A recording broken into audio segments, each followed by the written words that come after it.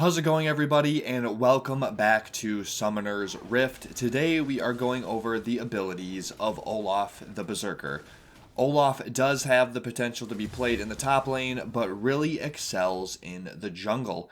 Being an early game jungler allows Olaf to go for early invades and ganks, giving himself a huge snowballing potential and getting the opposing team to FF at 15. Let's get the ability started with Olaf's passive ability, Beserker's Rage. I know I've mentioned that Master Yi has a few of the most basic abilities in League of Legends, but I think this one beats most of them out. When you are missing a percentage of your health, you gain that exact amount of attack speed. This is why, as Olaf, you don't need a leash to start your jungle, and most of the time you want to be as low health as possible, using your attack speed to decrease your jungle clear time.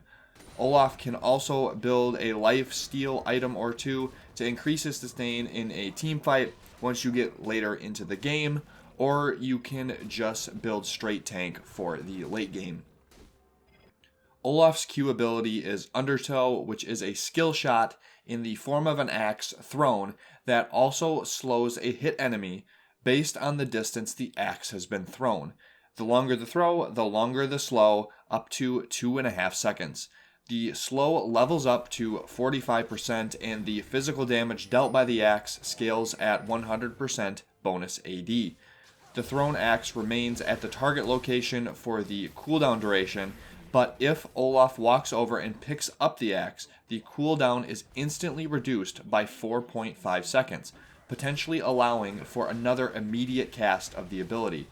Another important point is that when the axe lands, it briefly grants vision, so you'll often see Olaf chucking axes into bushes for vision instead of face checking them.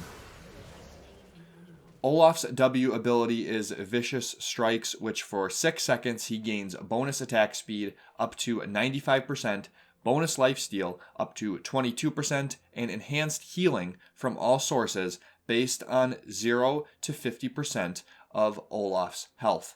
This ability is the main ability you will be relying on for getting a pick on an enemy and jungle clearing due to the attack speed and lifesteal buffs. The enhanced healing comes into play more in team fights and when paired with his next ability. Olaf's E ability is Reckless Swing, and it does true damage, scaling with 50% of your attack damage, but there is something that is a little different from a normal spell you would cast using mana.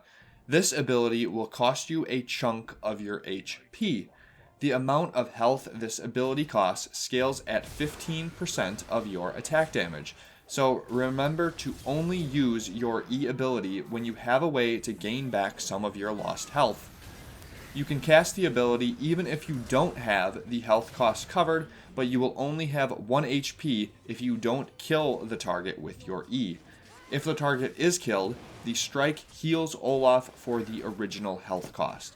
This can be tied with your W ability, which when active gives Olaf enhanced healing and synergizes with items like Spirit Visage. Olaf's ultimate ability is Ragnarok, which will give him up to 40 bonus armor and magic resist, but this is lost upon activation of the ultimate. When activated, Olaf cleanses himself of all crowd control for the next 6 seconds, and for those seconds becomes immune to any new crowd control, and gains bonus attack damage that scales at 30% AD. For the first second after activation, Olaf gains up to 70% bonus movement speed when moving toward visible enemy champions as well. It is important to understand that this ult removes a stun from airborne effects, but not the airborne displacement. You are also not affected by blast cones around the map, no matter who activates it. Olaf is a really great choice if you're looking for an early game duelist to add to your champion pool, especially if you are a jungle main. Olaf's kit is geared towards frustrating your opponents in the early game so you can snowball hard and close out with a win.